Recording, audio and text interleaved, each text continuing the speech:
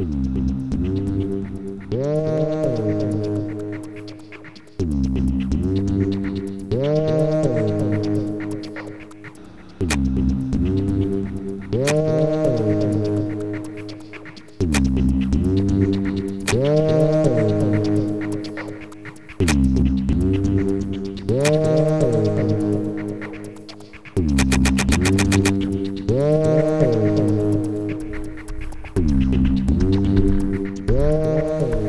information age was not born in Silicon Valley. It was born in Berlin in 1933.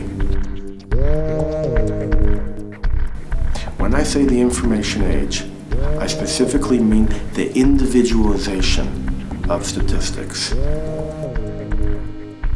This leap across the labyrinth of human understanding occurred when the Hitler regime wanted not only to control its population, but to persecute its individual citizens.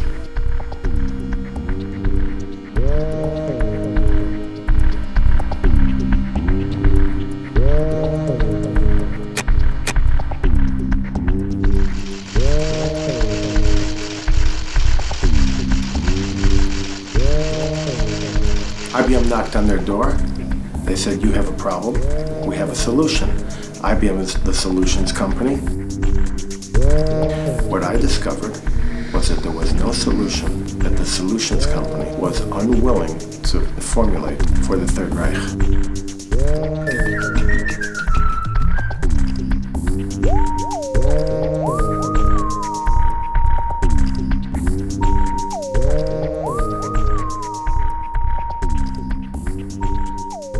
IBM was, of course, aware what the technology was being used for, because they had to ask not only what information was to go into a punch card application, but what information the Nazis wanted to bring out of it. By cross-tabulating 24,000 cards per hour, the Reich could quickly identify exactly how many Jews of Polish extraction were in Berlin.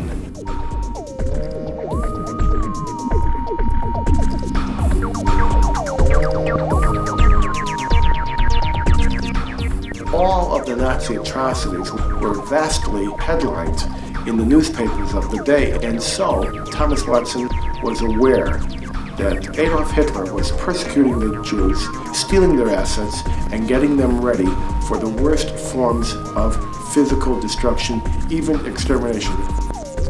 And Watson had promulgated the belief that people should disregard this, that this was just politics, and his idea was that it was never about the Nazism, the National Socialism. It was only about the money. And what he told people is, ignore the morality, go for the money. It was the almighty dollar. There is an almighty, and his name ain't dollar.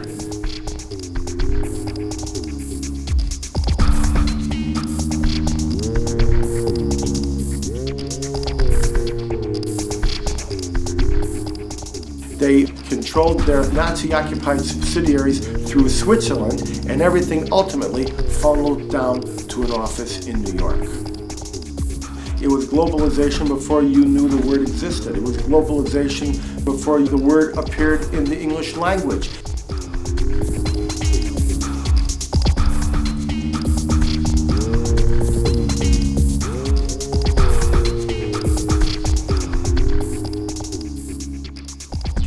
IBM danced on the head of a pin to stay within the law. They were, in fact, engaged in the legal participation in genocide.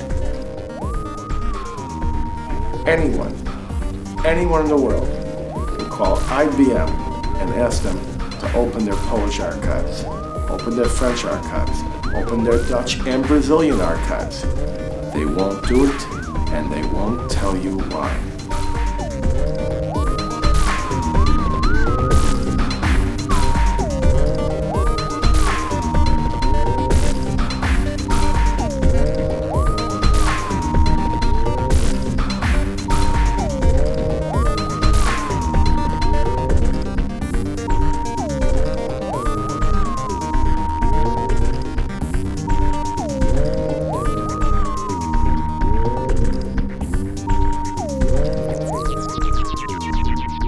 people discern atrocities, they see the redness of the blood.